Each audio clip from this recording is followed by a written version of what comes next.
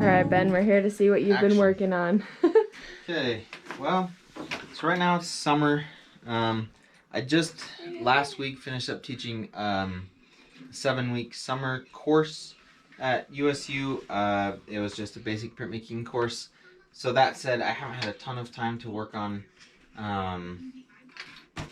independent or my own work. But I have been doing some things. But it's kind of been a while since we last talked. I think the last time we talked, we talked about some of these really big drawings. So I kind of have transitioned a little bit since then, still dealing with the same type of subject matter, but I've started drawing on this Mylar surface, which is it's basically just like an acetate or like a thick plastic that has been sandblasted so that it's, or not necessarily sandblasted, but so that it has tooth or texture. So before, it's a material like this. If anybody remembers the old overhead projectors, this is kind of like a transparent film that you would have used for one of those. This is the same thing, just with texture to it, so that you can draw on it or paint on it or whatever you need to do.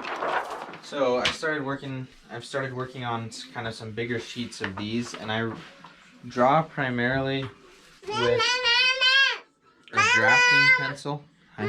Hi, Marion. That has these blue leads. I really like that because it's, I don't know, it's between the drafting film and the drafting pencil, it's the same type of materials that someone would use making a schematic or a blueprint.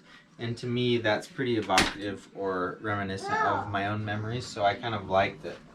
What happens when I do that, but then I've been combining a few other things with it too. So like, here's an example of a layered drawing that I was working on kind of towards the end of the spring semester at USU, and then there's kind of red and yellow things that are screen printed layers. So like the same way that you would print a graphic on a t-shirt, but just print it onto the Mylar, and then of course with the blue drawn line work. And I'm really enjoying and playing off of the way that these films can layer and show multiple layers at once and have things be kind of obscured or brought to the forefront. I also kind of a little while ago was working on some drawings of laundry rooms from my past and throughout my life. This is actually the laundry room that we currently have in our house right now. But then I have some other drawings here of the same things, different laundry rooms from my childhood. And those ones kind of I had composed together into a layered drawing as well. I'm trying to roll forward using, collecting, making lists. Like I have lists going in different places of things that I think are significant and relate to kind of the idea of being a dad, but remembering being a kid, and then in my mind and in these memories being a kid, but then having kind of like memories of being a dad at the same time, and then just remembering places and things. So then I've been doing like little sketches and studies and things of objects like the doorknob from our bathroom, which I've always thought were particularly beautiful, and then kind of we're working on the layered process of bringing them back to life on this larger format. And the point of having them on that larger format is that eventually for this body of work, I'm planning on having these large papers, which are just white paper to start with. They have things screen printed onto them with this clear base that's water resistant, and then I hand dye these with like fabric dyes. This is a cotton rag paper, so it accepts that fabric dye, like RIT dye that you can get from Walmart, for example. And so then I dye these papers, and then the idea being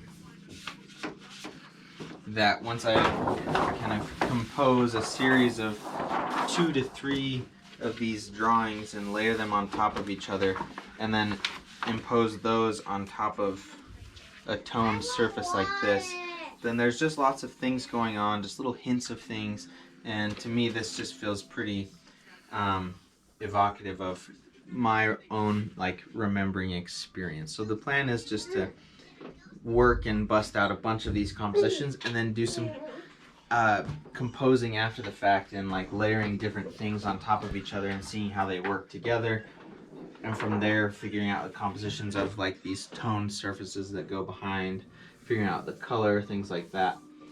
And so yeah, that's where I'm at right now. Wow, wow, wow, wow, wow. Wow, wow, wow. Are you gonna eat these pretzels? Like that one?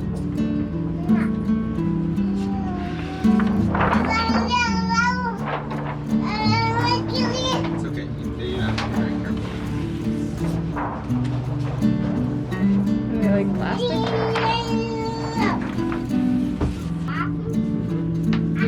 I already told you that.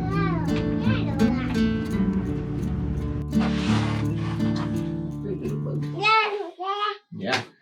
All right, we better get out of here before the studio assistants die of thirst. Right, Brody? But yeah, so thanks for checking out what I've been working on. Like I said, it's kind of shifted a little bit, but still in the same vein. Also, you know, aside from teaching, being a student, doing kind of academic research, and then doing this artistic research, I also have some side projects going on. So like I recently repurposed this antique little, like a hat box or something like that, to hold prints. So we'll do a little video showing that once I kind of finish up the last touches on it. But so I've got a lot of things going on just for fun. But thanks for tuning in, and we'll catch up with you next time.